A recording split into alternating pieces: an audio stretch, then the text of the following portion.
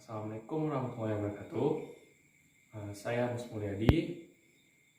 Jadi di sini saya akan menjelaskan mengenai konflik yang berkedok agama, tugas mata kuliah resolusi konflik. Jadi konflik ini itu awalnya berasal dari kata kerja bahasa Latin, yaitu configerere atau yang berarti saling memukul. Jika dilihat secara sosiologis, konflik merupakan sebagai suatu proses sosial antara dua orang atau lebih di mana salah satu pihak itu berusaha menyingkirkan pihak lain itu. Atau jika kita lihat secara teori fungsionalisme konflik menurut Sikosel, awalnya konflik itu berangkat dari 3 asumsi dasar. Pertama, masyarakat terdiri atas unsur-unsur yang saling berhubungan sehingga terjadi integrasi sosial atau konstruk sosial. Yang kedua, itu adanya gejala atau adanya fenomena sosial seperti misalnya patologi sosial. Dalam hal ini konflik terjadi itu adanya ketidakadilan baik itu kaum mayoritas atau kaum minoritas gitu. Yang ketiga, konflik ini ditimbulkan oleh gejala sosial seperti ketidakstabilan sosial itu.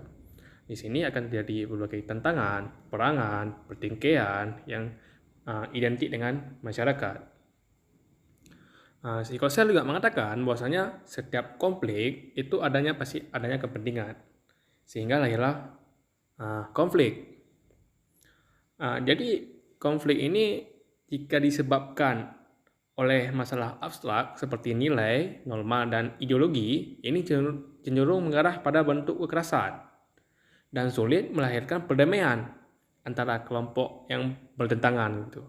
Sebaliknya, jika konflik ini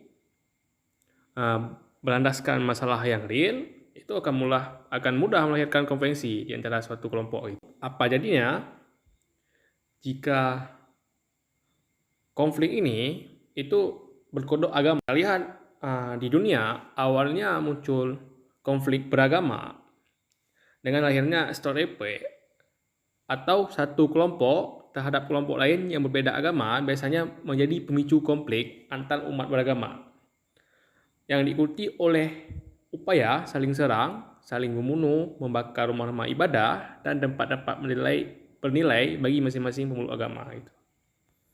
Dampak terpuruk dari konflik agama itu hilangnya rasa toleran dalam antar beragama. Hal ini salah satunya dapat kita lihat konflik yang ditimbulkan oleh agama dan juga sedikit berkodok politik itu terjadi di Poso. Awalnya konflik beragama ini itu hanya konflik biasa, konflik yang terjadi itu antar individu, kemudian merembes kepada level agama gitu.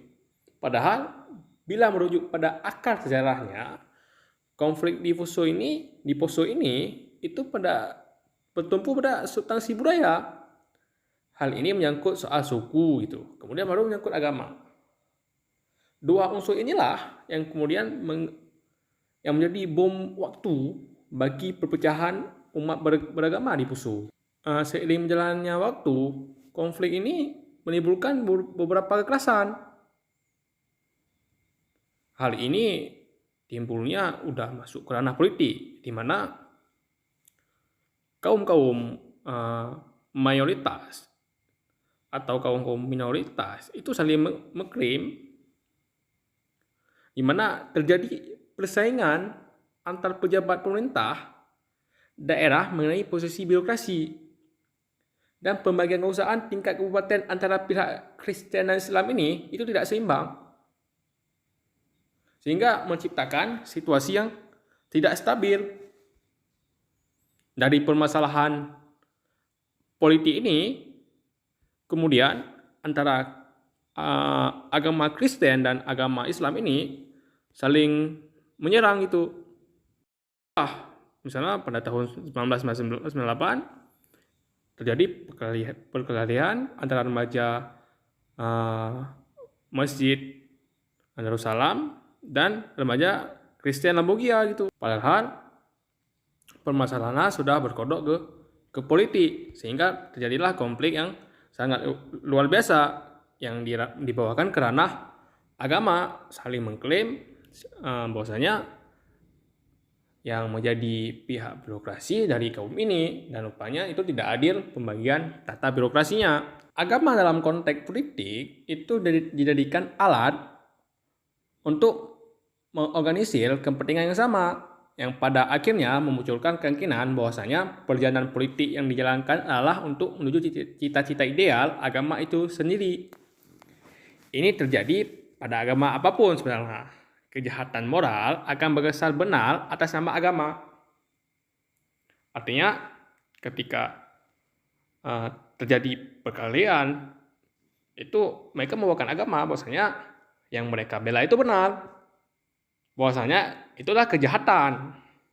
Sehingga konflik di Poso ini atas nama agama, politik membangun permusuhan di kalangan elit birokrasi di Poso pada saat itu, sampai 2001 lah baru terjadi peredaman konflik di sana. Pada asalnya pada dataran akar rumput, permusuhan menjadi kekal sampai hari ini walaupun sudah damai tetap menjadi permusuhan walaupun tidak terjadi konflik lagi gitu.